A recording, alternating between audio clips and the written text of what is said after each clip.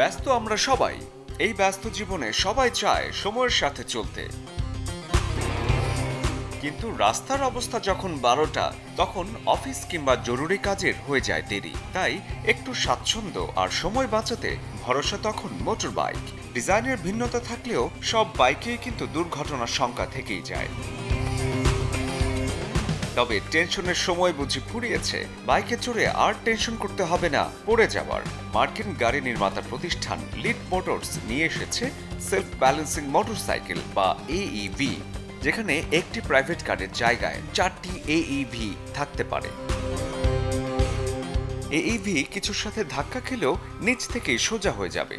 তাই 2 চাকার হলেও সুবিধা কিন্তু 4 চাকার, আর ওপরের ছাদ বাঁচাবে রোদ বৃষ্টির ঝড় থেকে।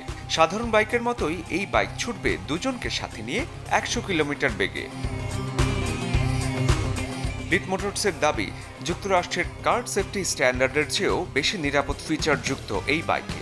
সবচেয়ে মজার হচ্ছে, আপনার হাতের চায়ের কাপ শেষ হবার আগেই চার্জ হয়ে যাবে বাইকটি, আর একবার চার্জে পাড়ি দেওয়া যাবে 273 কিলোমিটার। শরীফুল হক, চ্যানেল 24।